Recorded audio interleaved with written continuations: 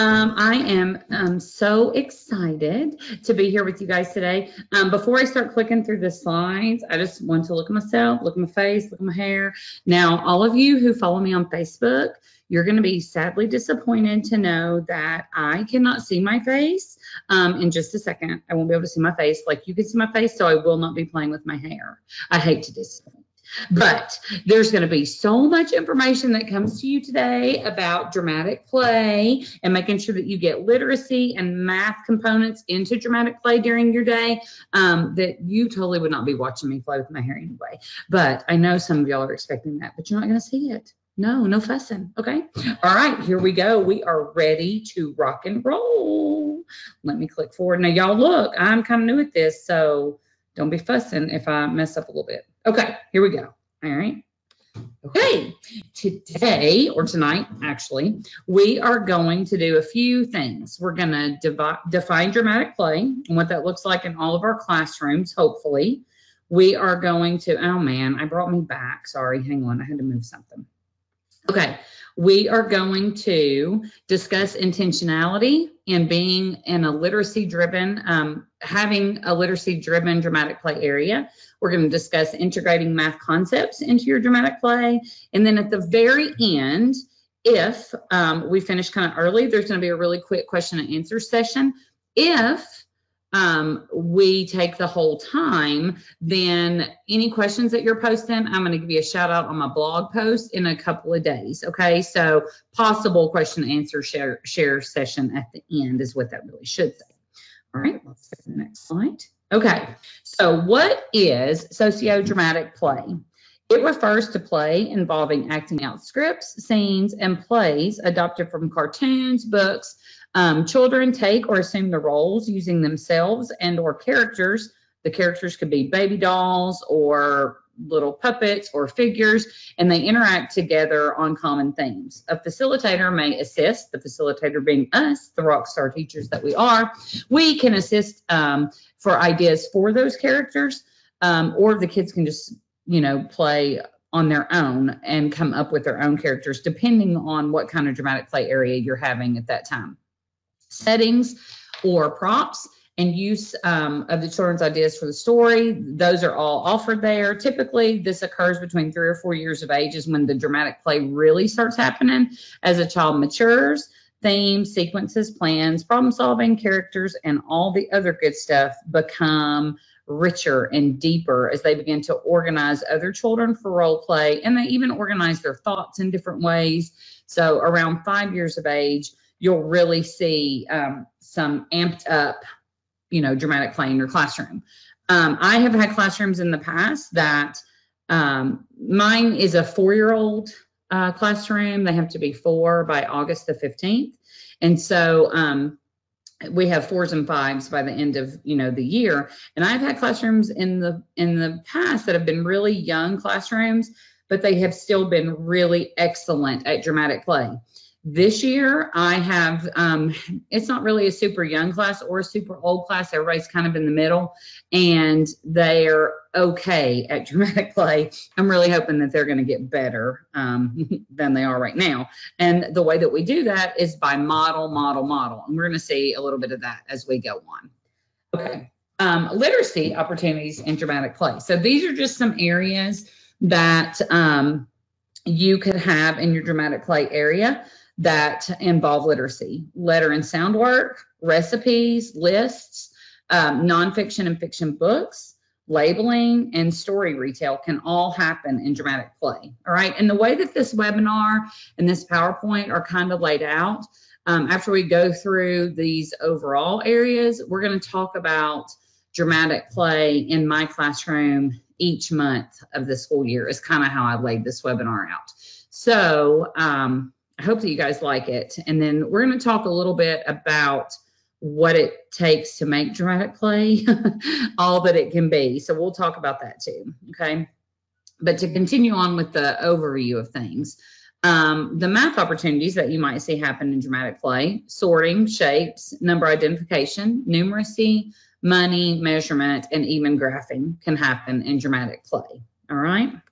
Okay, now, here's how it's going to start. This is how basically the rest of the slides are going to look. I hope that I'm not talking super fast because we're almost 7 minutes in. I'm like slide number 7. So I'm going to slow it down and try to not rush through this.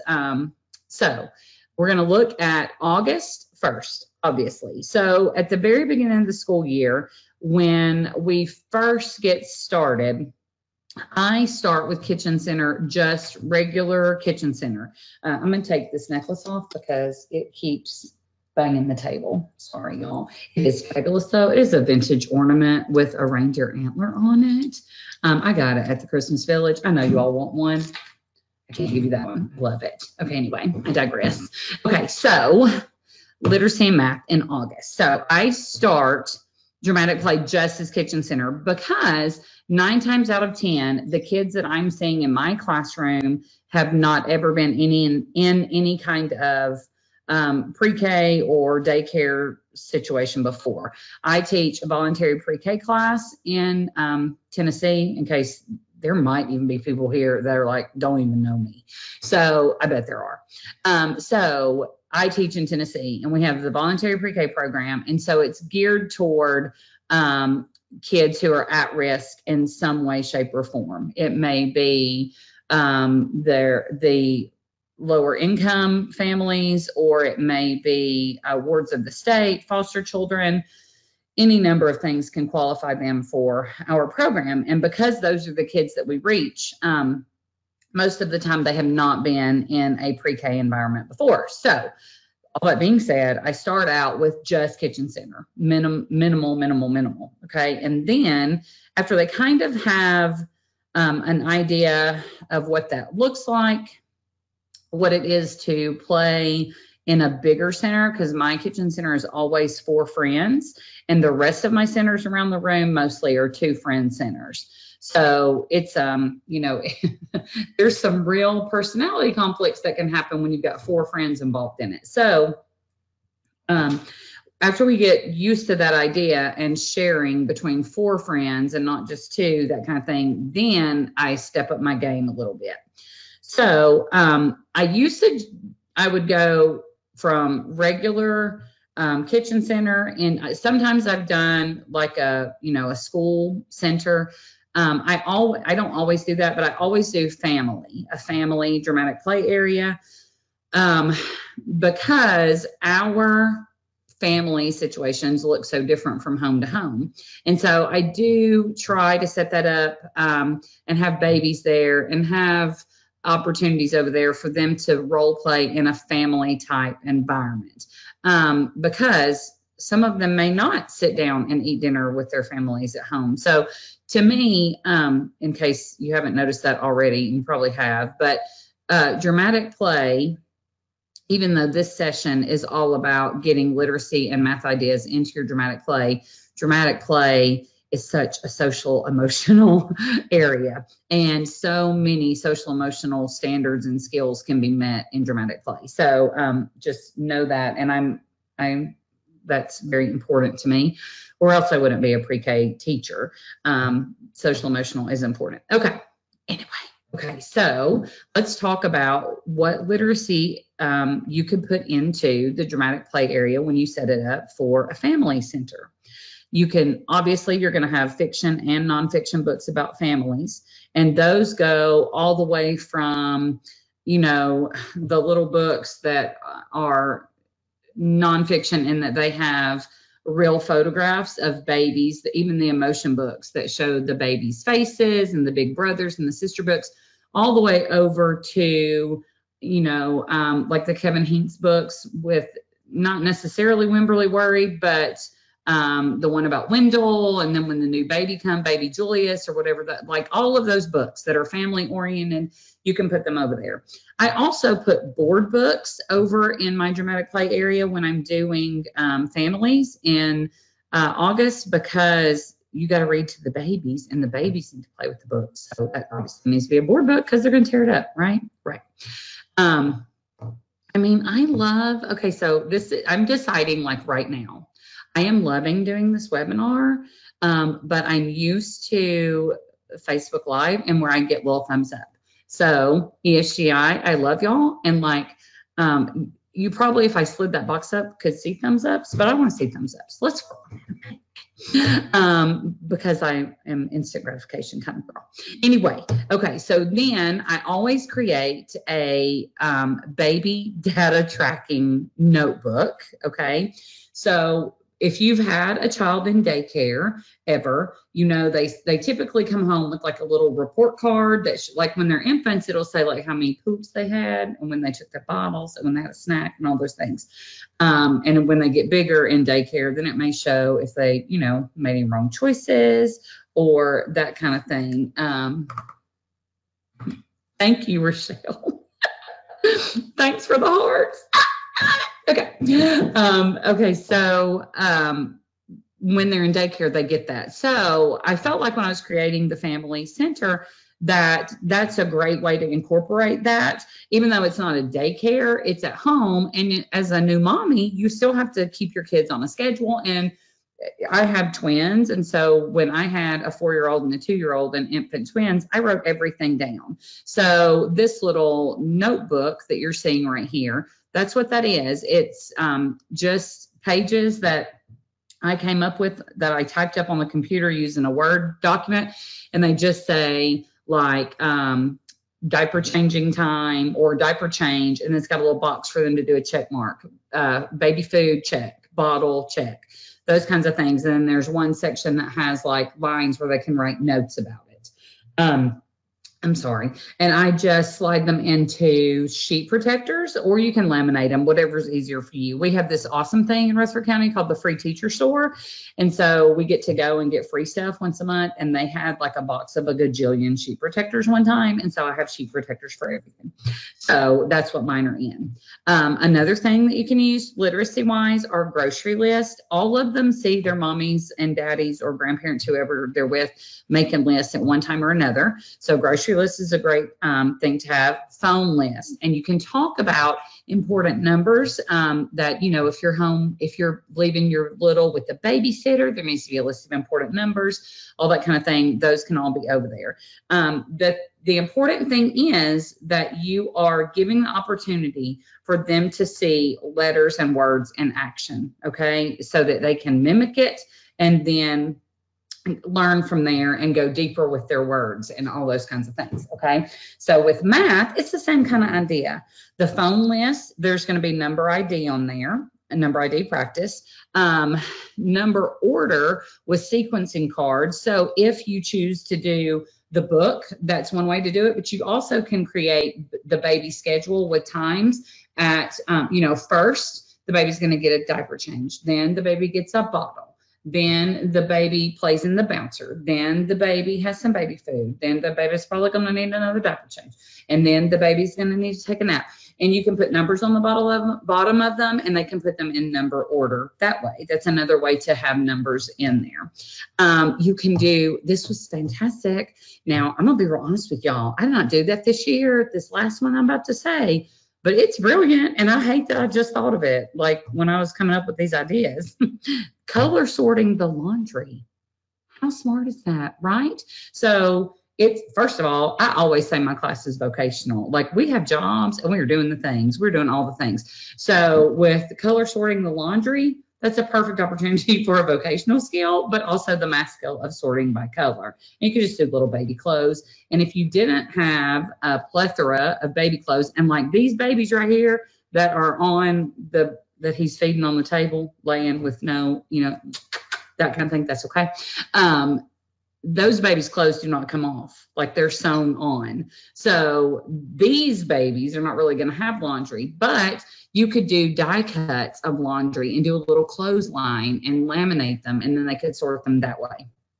So there's all kinds of ideas. Okay, the main thing about this, y'all, is you have got to open your mind to all the things dramatic play. Okay, it's really crazy, like not seeing myself. Okay, but now I've spent 10 minutes on this one slide. Now I gotta beef it up some. Okay, now this next one. Okay, so last year, not this school year, last school year, somehow I ended up with an extra week where I didn't really have anything planned for dramatic play at the beginning of the year. So I'm gonna take a drink of Coke. Sorry. I'm not really sure the proper webinar etiquette, as I haven't really done this, so I'm sorry if that was breaking all the rules. Okay. So, and I feel like I need a tissue, y'all. Oh my gosh. Okay. So, all right, I'm back. So I kept thinking, and my EA, who is fabulous, and I'm sure she's not watching, but her name is Shelly, and she's been with me for 12 years, and we, like, if I'm thinking about thinking of it, she thinks of it for me, okay? There are no rules. Well, fantastic, good, because I got a little snot, and I got to fix it. Okay, so she's fantastic. So we brainstorm together all the time. And so we were thinking like, what do families do together? Because we weren't finished talking about families, and we weren't ready to roll on into Johnny Appleseed, because, you know, he comes at the end of September. So we talked about it, and we're like, well, families go to restaurants, but that was too much like Kitchen Center. Families go to the movies, and there is a way to do that in dramatic play, but I wasn't really there yet, and neither were the kids. So we decided to do families go on vacation. Now, listen, y'all. These pictures are on my blog post as well. They do these pictures right here, like on this little thing. I don't feel like they really do it justice. Okay. It was fantastic. So we created an airport. So Rochelle told me that you could see my arrow. So this area right here, this whole thing, these are the pieces of the Kitchen Center. And I have just wrapped them in white paper, okay? So this is the inside of the airplane. Here are the passenger seats. Guess what that is right there? That's literacy. That's books for them to look at while they're on the plane. Look at the great, where'd my arrow go? I lost my arrow. Oh, there it went. Look at the great windows with the clouds. It just cracks me up, okay? This is the pilot's area. He gets the cockpit. Here is his chair. It's taped to the floor. This is just a turned upside down bucket, and it's a piece of construction paper with all the shapes drawn on it. Like there's circles, and it's just all the shapes, because I have no idea what the buttons in a cockpit look like, but I feel like they would have all the buttons and all the shapes and all the circles and all the steps. And then this is a cardboard W that is hot glued to one of those rod magnet thingies, and it's hot glued on there. And so they can't really turn it. When I do it again, I will somehow make it so that they can turn it. And it just came to me. So I'll hot glue one rod to the thing, and then the other magnet rod, I'll hot glue the wheel to it, and then they can turn it because the magnets will turn. See? Okay. So then down here, which I'm not going to do that because it'll make my face pop up back up here to me. So I know y'all can see this and nothing's interrupted. And that's the outside of the plane. So it's just on the other side. And then here's like the runway. So and then like this area right here, that's tiny. That's the ticket counter. And then over here is where they would get off the plane. And I'm not sure that y'all can tell. It wasn't actually finished when I took this picture, but this is the beach. And so I ended up covering this table turned upside down. And I ended up covering the table with brown paper, and I put palm leaves on it. So they were palm trees. Okay. So the literacy components were magazines for the airplane ride and books, airline tickets, the maps, the luggage claim tickets. Okay. So you can't see it at all, but right here in between the beach and the chairs, there is a little area of black construction paper that kind of looks like it's like a square, but with the wall is the fourth line. That was the luggage claim area. So I had real luggage, and they checked their luggage at the counter, at the ticket counter, and I laminated I just made luggage claims. I punched holes in them, and then they had Chanel pipe cleaners, and they're not called Chanel sticks, a pipe cleaner to tie it on to the luggage. So, and then there was even like this huge box that had duct tape where you could shove it through like it was being Xrayed. It was fantastic. Okay. And I also had vacation pamphlets in there from different areas. And then your math, there's number ID on the flight schedules, numeracy with the dot patterns on the luggage check. So then what you can do is you put one luggage check on the suitcase, and then you give the other one to the person flying, and the one of them has the digit and the other one has a dot pattern, like a dice picture, like 5 dots. And then that one has the number 5. And I have to match it up when they get their luggage when they're about to get out of the airport. So cute, right? I know. Okay, and then that's it on that one. Okay, so there's that one. Okay, it's fantastic, y'all. The airport is fantastic. I loved it. It was awesome, and the kids loved it. They would shove those suitcases through the baggage claim department, the Xray machine. It was hilarious. And on the side of it, I actually printed off, I Googled it. It was just a picture on Google, an X-ray of a suitcase, and I stuck it to the side of it. It was hilarious. So great. Okay, on into September. Now, in September, we do farmer's market and apple orchard in whichever order. If I start it early in September, then we'll just call it a farmer's market until we get to Johnny Appleseed, and then we'll call it apple orchard. Or sometimes it's just all the things. It's all of it all the time. It just depends on, one, my mood, and two, like how deep I'm going to go from one time to another, like how much I'm investing in it, how they're playing with it. Like, do they need more? Then I'll do a whole farmer's market. If I've got some I feel like can really rock it with just an apple orchard, then I'll do that. Okay, so this little 4 square right here, that is a couple years ago, and this was my principal at the time, Miss Haley, and she would come in and play with us in dramatic play whenever a new dramatic play unit of study started. So earlier when I was saying, if they're not playing the right way, then go back and model it. Modeling is so, so, so important, okay? Because this year we did, and you'll see in the October slides, I told them about s'mores. And so we just hot glued like cotton to the end of a stick and called it a s'more. My kids had no idea what a s'more even was. Okay, they did not know. So we had to go through all the steps of making a s'more and all those things. They did not know. So you have to model it, because even like with the airplane in the airport, a lot of my kids they don't know. Some of them had flown, but the majority of them not. Okay, so modeling is so very important. If your statement to your people, like right now, if you're watching with a friend and you looked at your friend and you said, whatever, mine don't play that way. Okay, yes, they can. They can do it.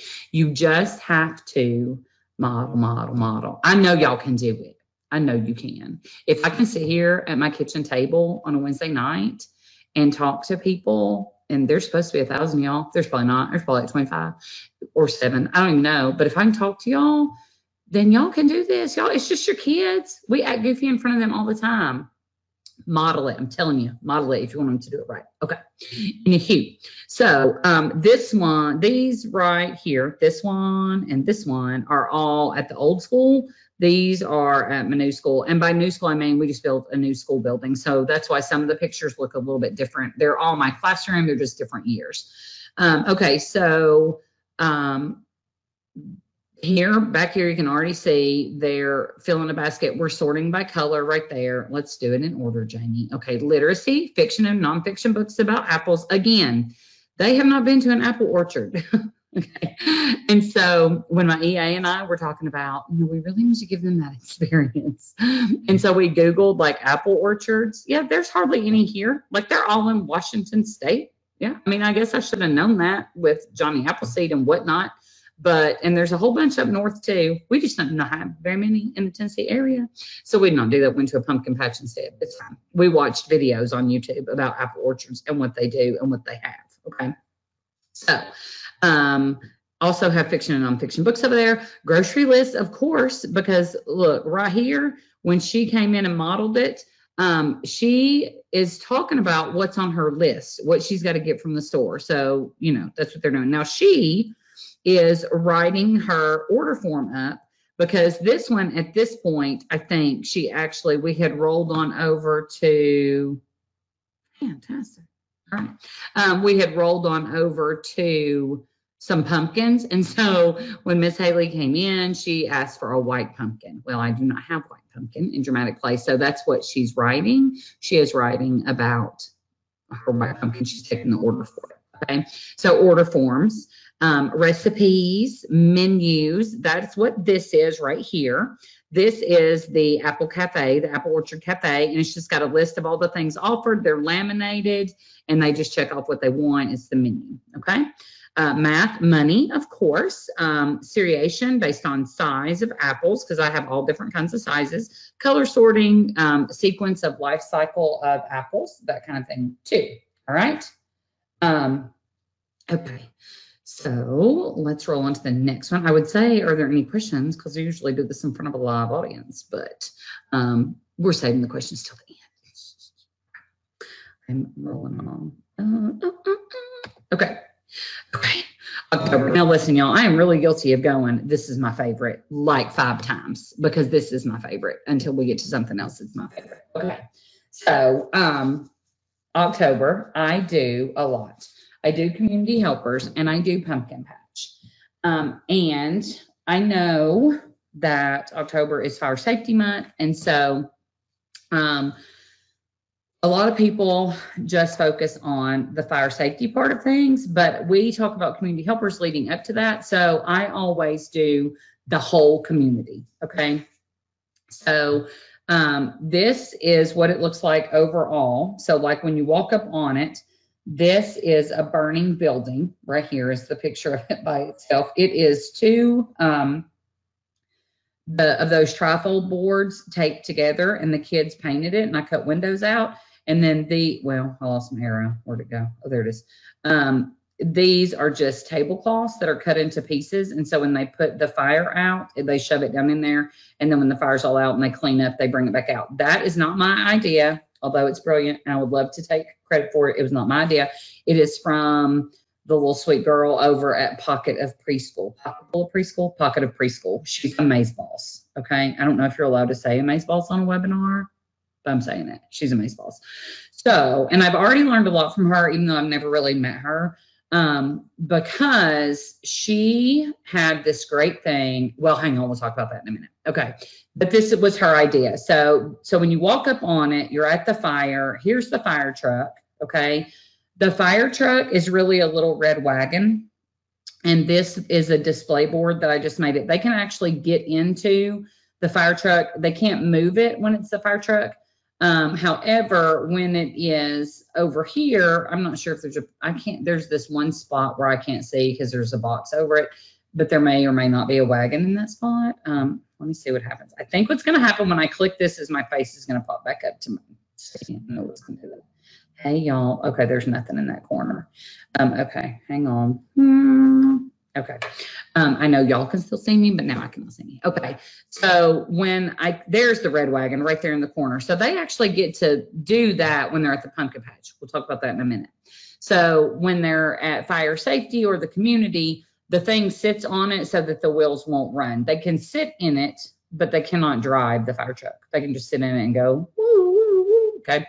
This part right here is the fire station kitchen. Okay.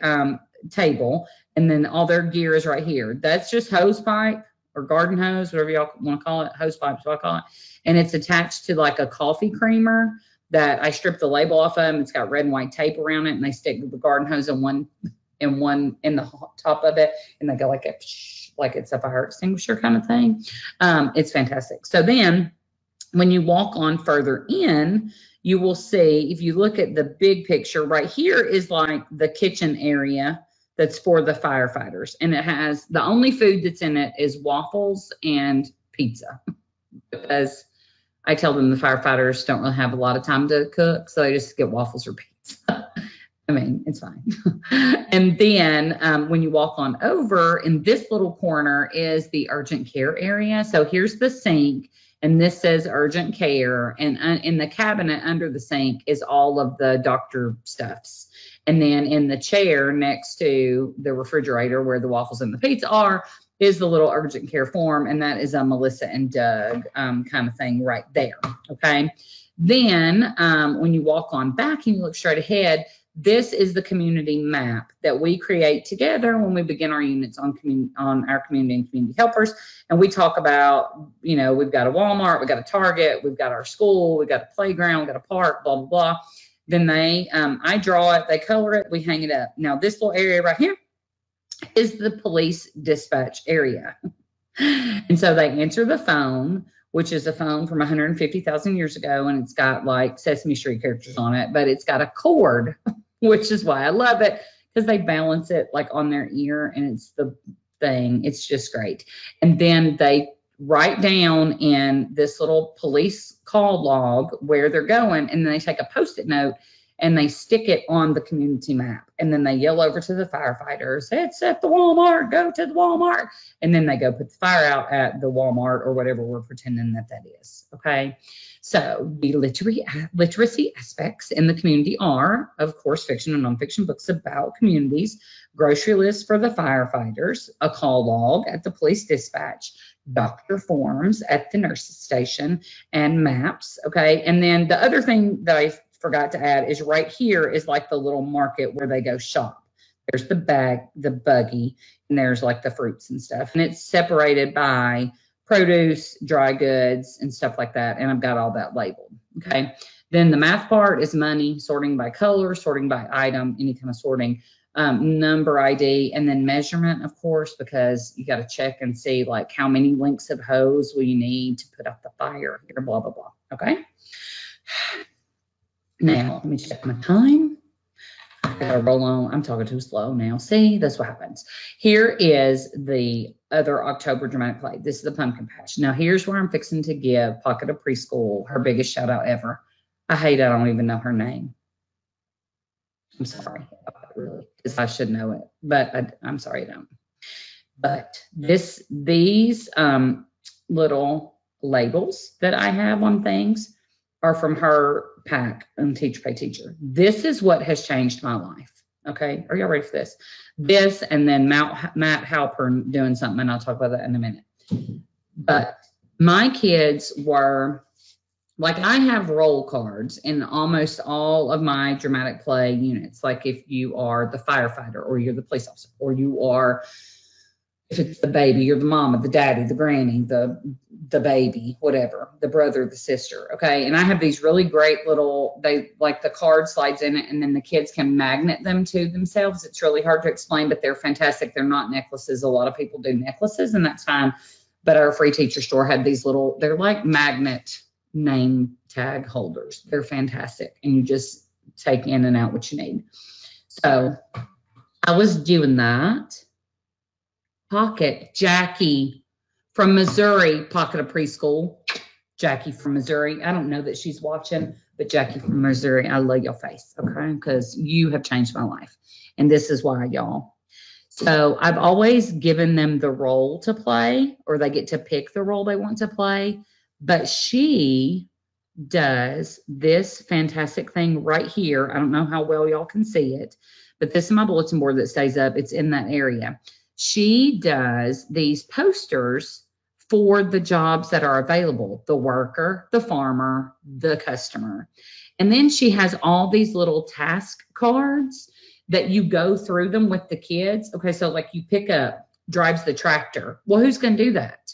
Well, the farmer is. Or buys the pumpkin. Well, who's going to do that? The customer is. And you sort through them with the kids. So it cuts down on the arguments about what's happening up there. Like, you know, I'm the customer. I'm supposed to buy the pumpkins. No, I'm the customer. So if they're wearing like the worker tag, then they know what roles to do when they're in the worker, you know, costume or whatever. How smart is that, y'all? It's brilliant. And I love it so much. Okay. So thank you, Jackie from Missouri. I have started working on wanting to create those for all the things that I do. I haven't done it yet, but it's totally on my list. Okay. So it's fantastic, and I love it. Okay. Literacy, fiction and nonfiction fall books, order forms, labels, menus, math, money, sorting by color, number ID, measurement, and STEM with the corn maze. All right, y'all, you ready for this? This come right out of my brain. Because, you know, sometimes, y'all, I feel like not everything comes out of my brain anymore because Pinterest is so amazing. I worry I don't have any new fresh ideas, but this one came right out of my brain. So I was like, I have got to get some STEM into that center. How am I going to do it? How am I going to do it? How am I going to do it? Life cycle of a pumpkin, yada, yada. Okay, yeah, whatever, with science. I mean, not whatever. Okay. You know what I mean? So I decided that we always paint our own Indian corn for November anyway. So I was like, you know what? Let's go ahead and paint them and we'll decorate with them.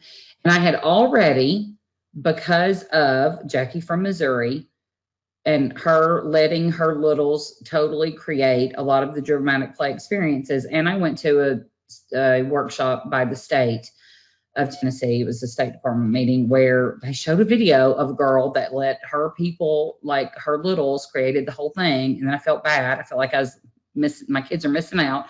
So they helped me. Like, we started by, you know, they painted this establishment right here. And so then we went on over and they painted the stalks. They made the corn. My EA and I cut out like the whatever that's called on the corn, the leaf part. But they painted the corn. They painted these stalks, whatever. Okay, here comes the stem part. These green blocks are those cardboard brick blocks, and I just wrapped them in green paper. And then we stuck corn to some of them, but not all of them.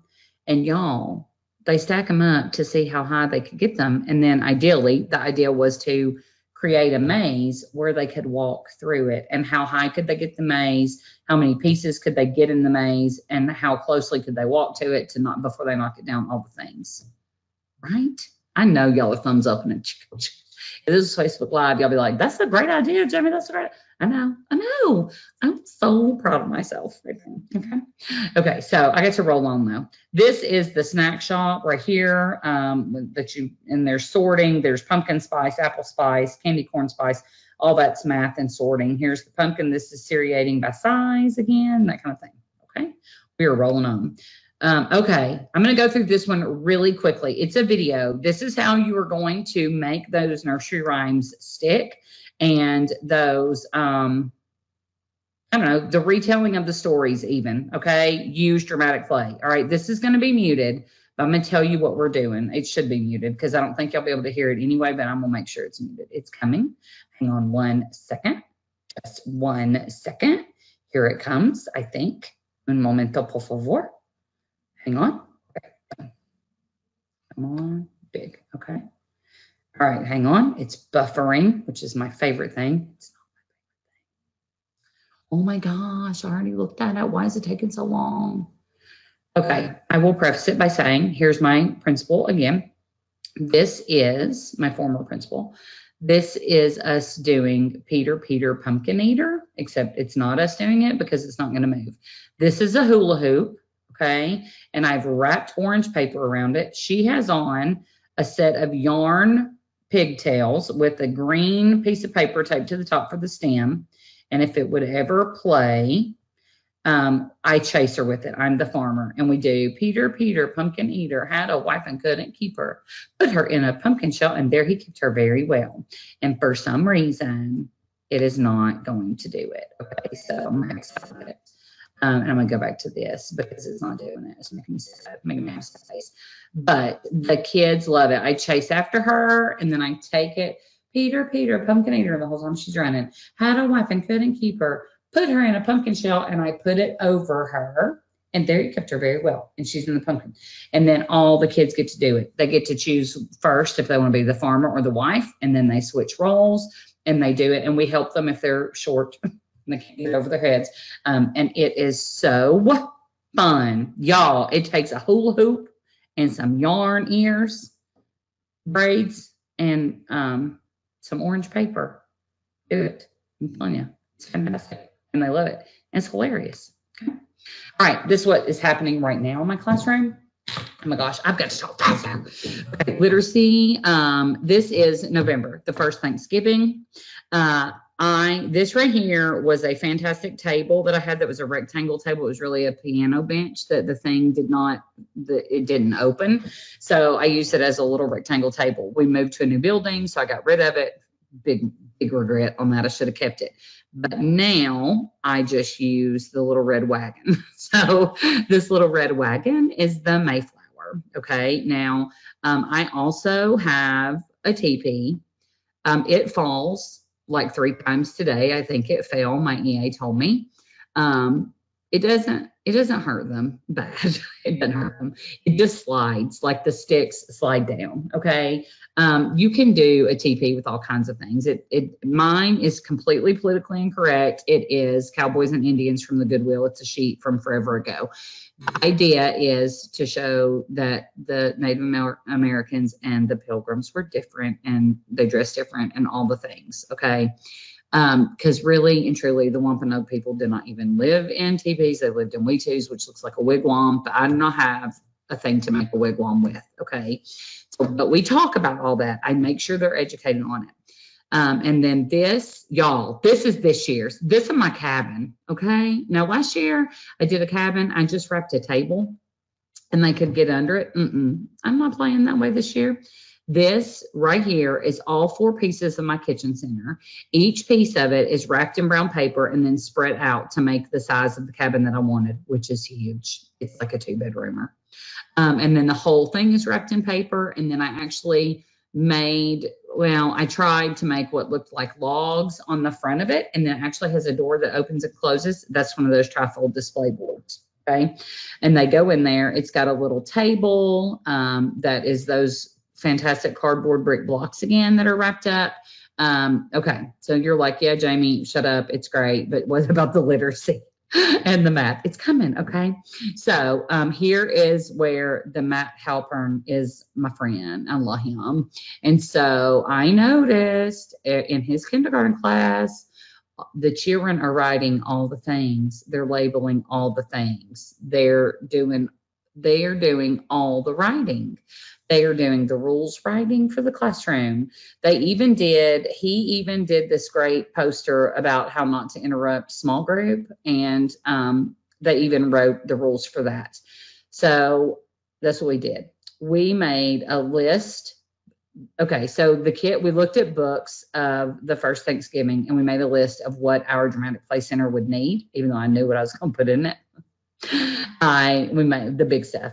Like they said, a cat and a dog, because some of the books had that in there. So we talked about how there were animals then and there were pets, but they didn't live in the house and those kinds of all the things. Okay. So they labeled it. I called them over to the small group table. This says boat, y'all. We sounded it out together. They did it. This one right here actually says Mayflower. Okay.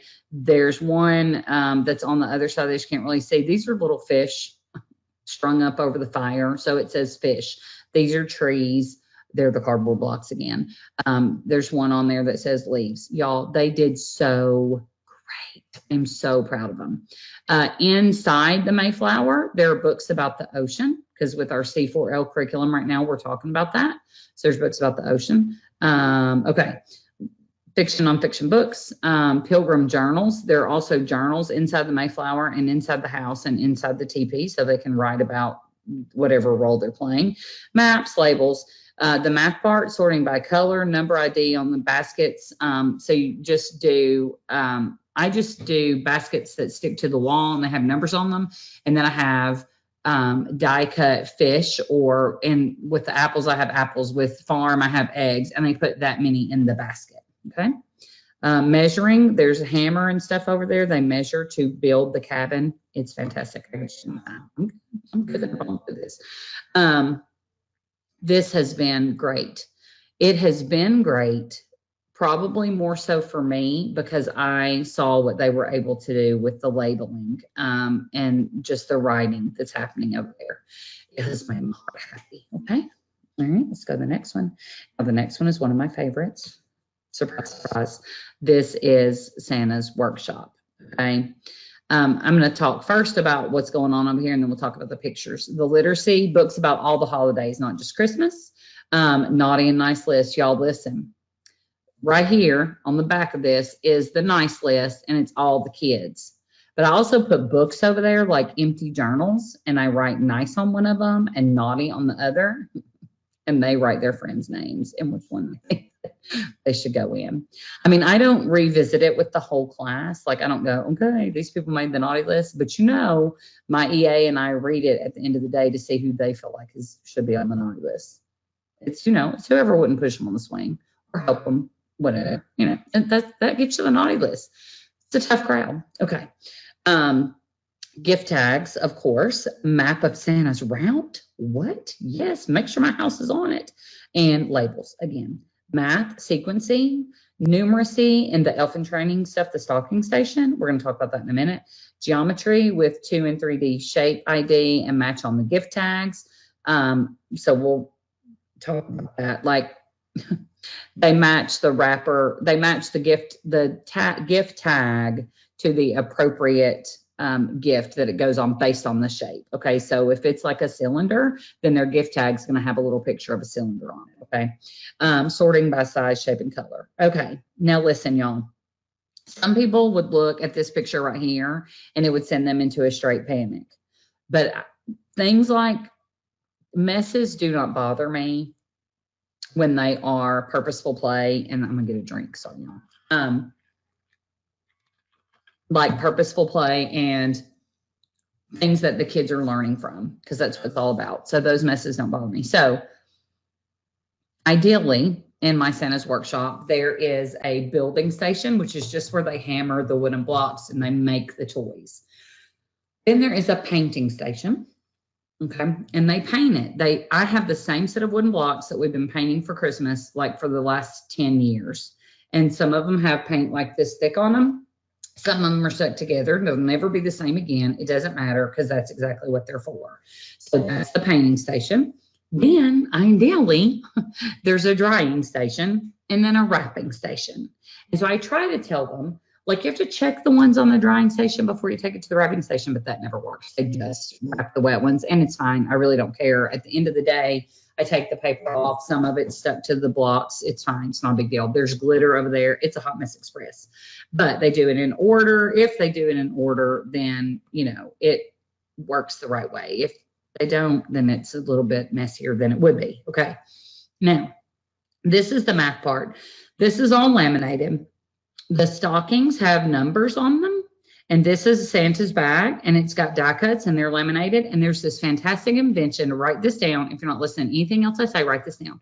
It's called Tack It Over and Over. It's by a company called Eileen's, and you get it at Michael's, and you paint on a little tiny amount on the back of like the die cuts, and you let them dry for 24 hours. Then you can stick it, unstick it, stick it, unstick it. It's like liquid Velcro, okay? And if it ever comes to a point where it's not sticky, you just paint it and let it dry for 20, but it will take years before it won't stick anymore, or lots and lots of uses.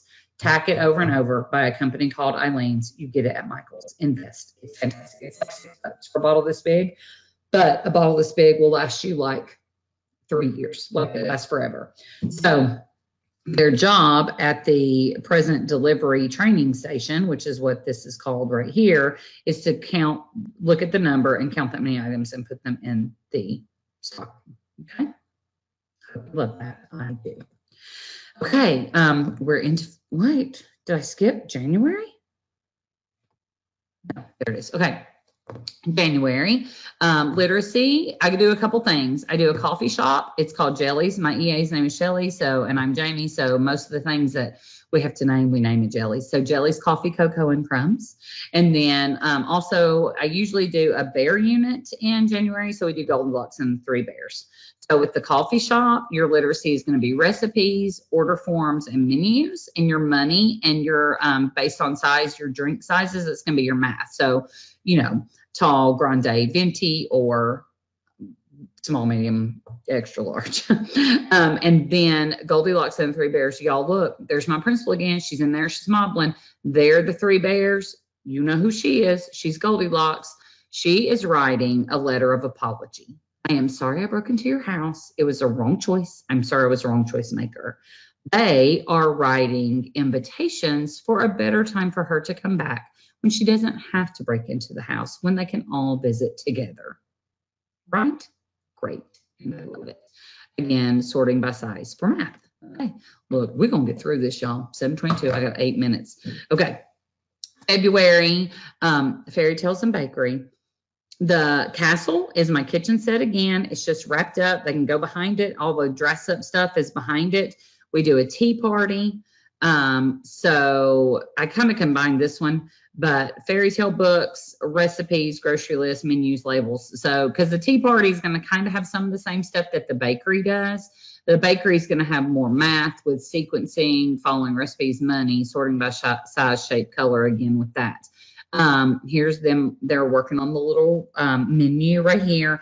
This right here is an ice cream shop. I find the best ice cream dramatic play prompts, and I don't have an ice cream shop. So I added it to bakery. It's not a trifold board. It was just a big cardboard box.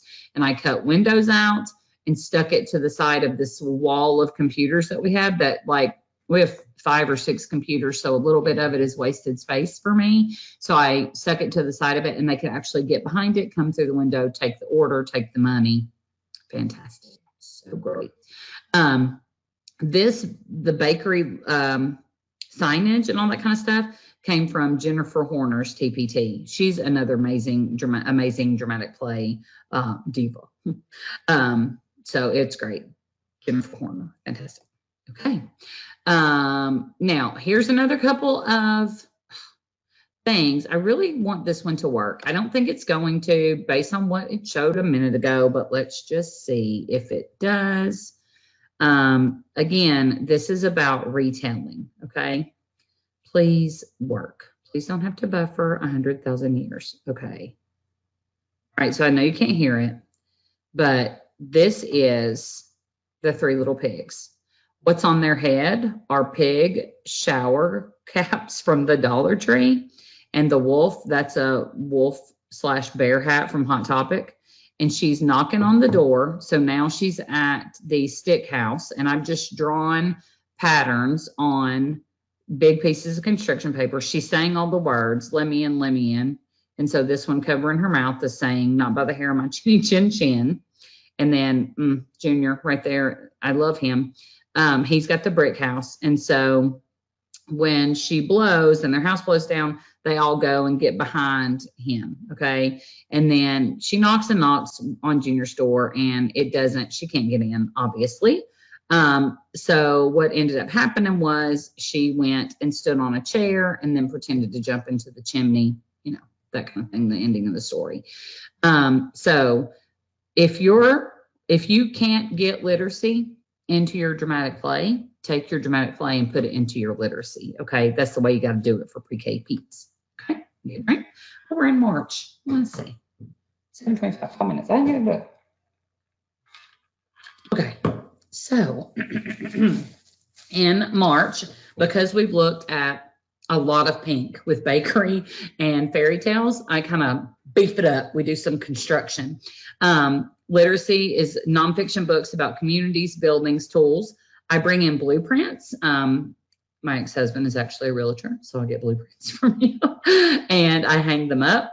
The kids right there, they are hanging. Then they write their own blueprints. I have this little stamper over there. I don't even know what it says, but they stamp it all day long, and they write their plans. Then they hang them up right there on the bulletin board with the other ones. Then they take the brick blocks and they build it based on their plans. It's fantastic.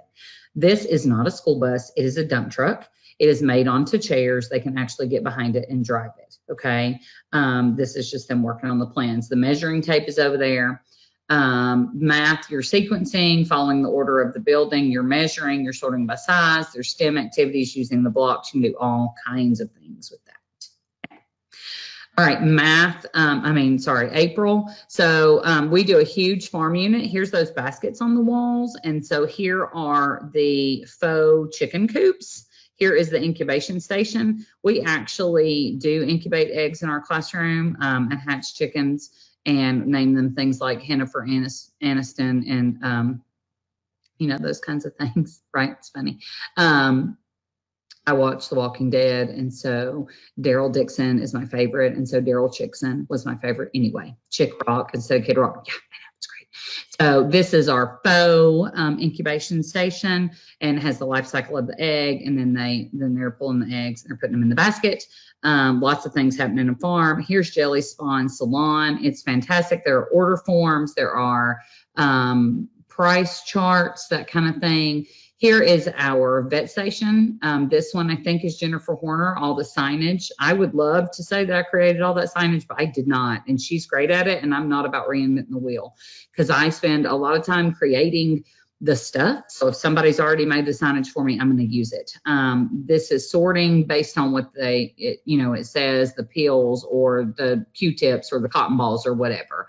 Xray table over there is actually a light table. I guess, so I just kind of spread it out this time. I had a lot of pictures. Numeracy, sorting, doctor forms for literacy, of course, fiction and nonfiction books about farm, about pets, the Spawn Salon, you got magazines, those kinds of things. Okay, we're almost done. We are on what, 27. All right, here is May. Everybody knows in May we're exhausted, but y'all, for as exhausted as we are, if we don't amp it up even in May, you're going to have some behavior problems on your hands. So you got to amp it up, okay? So I do the zoo in May. It's kind of all-inclusive. I do the Savannah zone, the Arctic zone, the tropical zone, the ocean, the seawater zone, that kind of thing. This is a STEM activity. It's got all kinds of books about all kinds of animals, and they have to build their habitats. This is just one time when I did park. It's a little less. It's got more math than it does literacy. There's some bug sorting. There's some fishing for certain numbers of fish, that kind of thing.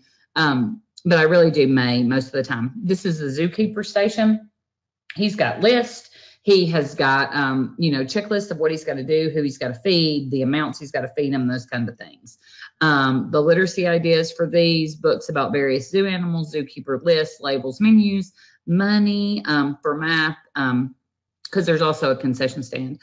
STEM activities to build habitats for the zoo. This is concession stand, so you're dealing with the money. You, again, can do the sizes, small, medium, large in that area as well, okay?